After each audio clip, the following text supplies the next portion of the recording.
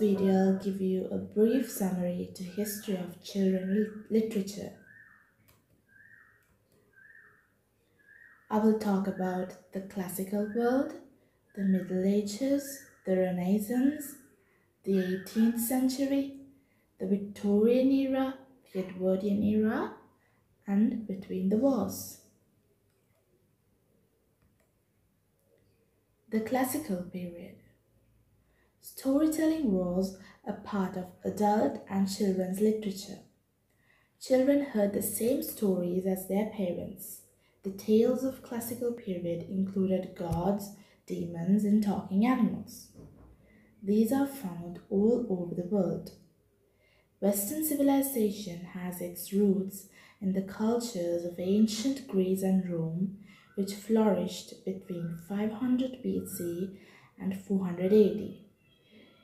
This period is identified as the classical period. The Middle Ages.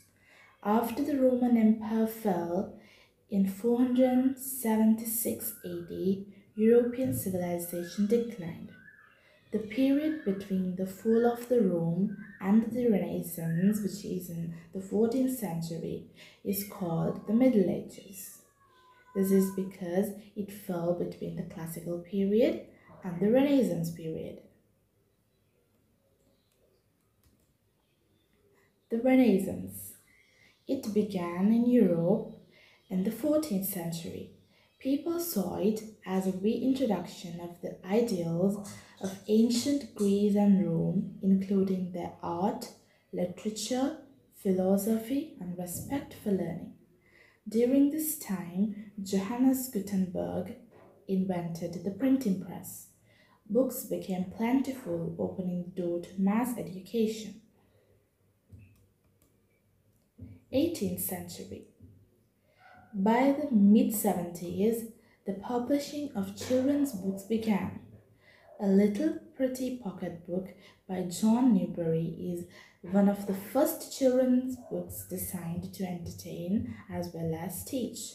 It is considered a landmark in children's literature. Folk tales were famous in 18th century. The Victorian era. By the end of the 19th century, there was an emergence of talented writers with an interest in writing entertaining stories for children. In the second half of the 19th century, children's literature was dominated by adventure or boy stories. Fantasy was the gold of this era.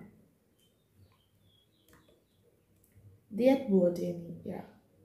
Conceptions of childhood underwent a cultural change in the Edwardian period, seeing the child become central to childhood. Embury's Peter Pan was immensely popular during this period. Kenneth Graham's A Wind in the Willows was the most enduring animal fantasy in this period. Between the wars.